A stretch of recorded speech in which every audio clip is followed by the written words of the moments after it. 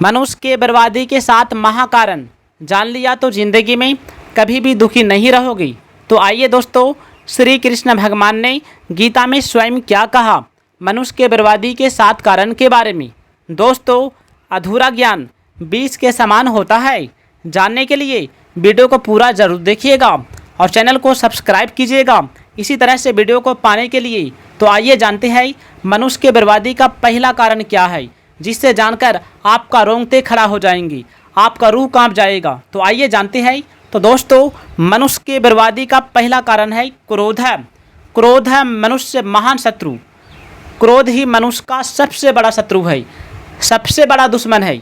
अतः हमें क्रोध से बचना चाहिए, क्योंकि क्रोध दोस्तों इतना खतरनाक चीज़ होता है, इतना भयंकर चीज़ होता है कि अपने से बड़ों को इज्जत नहीं करता है।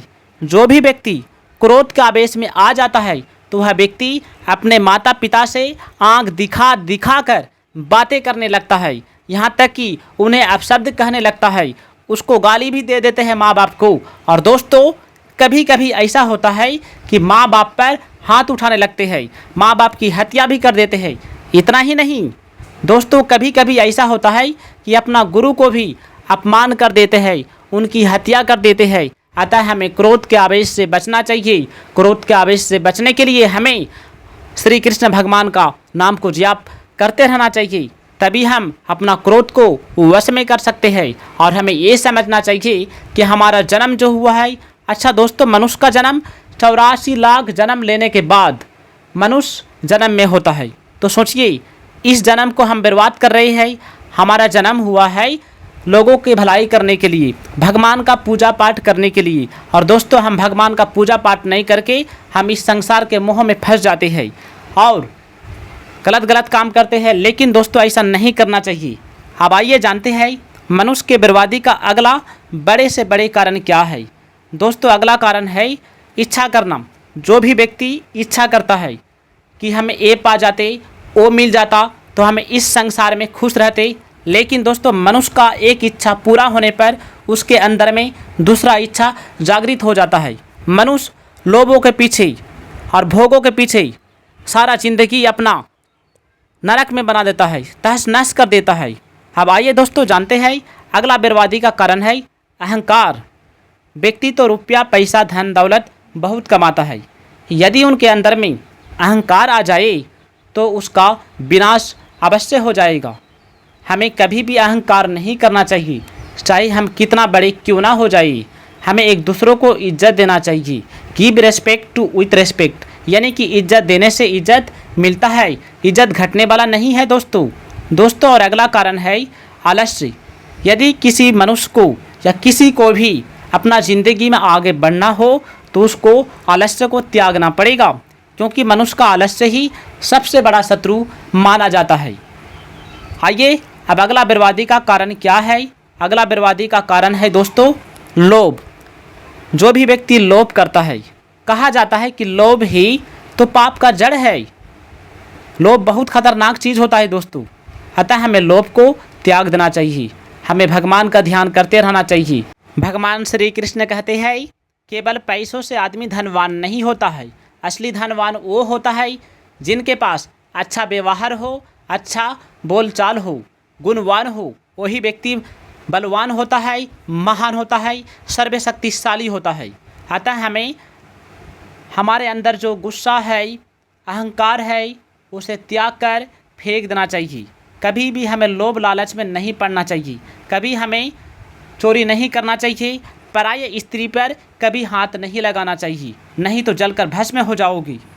भगवान श्री कृष्ण कहते हैं, मन को काबू में करके लगाव और अहंकार से बचना या बचाना, नाते रिश्तों के मोह में नहीं फंसना, दुख और हानि में भी दुखी नहीं होना, सुख और लाभ के समय भी दिखावा और घमंड नहीं करना, यही ईश्वर प्राप्ति का मार्ग है। केवल भगवान से ही मांगना और उन्हीं को अर्पित करना, उन्हीं का भजन कीर्तन करना, सांसारिक लगावों से दूर रहना ही शुद्ध होने का उपाय है। ज्ञान है शास्त्रों का पठन पाठन, भजन कीर्तन और सत्संग में लगे रहना तथा सांसारिक कार्यों तथा स्वार्थ में लगे रहना ही अज्ञान है। सबके जानने योग्य तत्व केवल परम ब्रह्मा है। वह सदा रहने वाला है तथा नाशहीन है। वह परमात्मा अनेक हाथ, पैरों और कानों तथा मुखों वाला है। समस्त जगत की रचना करके वह इसी में समाया हुआ है। इसकी इंद्रियां दिखाई नहीं पड़ती, परंतु फिर भी कभी काम करते, देखते, सुनते, किसी में लगाव न होते हुए भी वे सबका पालन पोषण करते रहते हैं। परमात्मा को प्राप्त करने की प्रबल इच्छा हो तो ध्यान, योग, ज्ञान, वैराग्य तथा निष्काम कर्म योग के कई उपाय हैं जो संत महात्माओं द्वारा केवल कथा सत्संग सुनते हैं वे ही मुक्त हो जाते हैं। हर शरीर पैदा होने के बाद बढ़ता है और फिर क्षरण यानी कि उनका पतन होते रहता है। परमात्मा का कभी क्षरण नहीं होता। इस सत्य को जानकर जो परमात्मा को अक्षर, शाश्वत और सर्वव्यापक भाव से देखता है वही उसे प्राप्त कर सकता है। ईश्वर और आत्मा आकर्ता है। प्रकृति स्वयं ही कर्म करती है। जो जीव स्वयं को अकर्ता मानकर सामने गए है, कर्तव्य को फल की इच्छा के बिना करता है, वह परमेश्वर को प्राप्त कर लेता है। शरीर का निर्माण पृथ्वी, जल, तेज, अग्नि, वायु और आकाश इन 5 तत्वों से मिलकर बना है। इन्हें पंच तत्व कहा जाता है। दिखने वाले शरीर को स्थूल शरीर कहा जाता है। इसका दूसरा नाम अन्नमय कोश भी है, क्योंकि यह अन्न से ही विकसित और जीवित रहता है। नहीं दिखने वाला शरीर को सूक्ष्म शरीर कहते हैं। इसका निर्माण 5 ज्ञानेंद्रियाँ, 5 कर्मेंद्रियाँ, 5 प्राण, मन और बुद्धि इन 17 तत्वों से होता है। जागृत अवस्था में स्थूल शरीर की प्रधानता होती है और नींद की अवस्था में सूक्ष्म शरीर हर क्षण बदलता रहता है। एक क्षण के पहले वाला शरीर हम फिर कभी नहीं देख सकते। इच्छा और अहंकार में जब बाधा खड़ी हो जाती है तो क्रोध पैदा होता है। अंतःकरण में इस क्रोध का जो सूक्ष्म रूप रहता है उसे द्वेष कहा जाता है। प्राण शक्ति का नाम चेतना है। यह चेतना भी परिवर्तनशील है। सात्विक वृत्ति आने पर चेतना शांत रहती है और चिंता, शोक, भय, आतुरता आदि होने पर चेतना या प्राणी शक्ति अशांत हो जाती है। यह प्राणी शक्ति निरंतर नष्ट होती रहती है। अतः यह भी विकार रूप शरीर में मौजूद धारण शक्ति का नाम धृति है। यह भी बदलती रहती है। मुसीबत आने पर व्यक्ति धृति को छोड़कर अधीर हो जाता है। अतः इसे भी विकार रूप कहा गया है। दोस्तों, यदि वीडियो अच्छा लगे तो वीडियो को लाइक कीजिएगा, चैनल को सब्सक्राइब कीजिएगा और कमेंट में जय श्री कृष्ण, राधे राधे ज़रूर लिखिएगा। आपका माता पिता खुश रहे।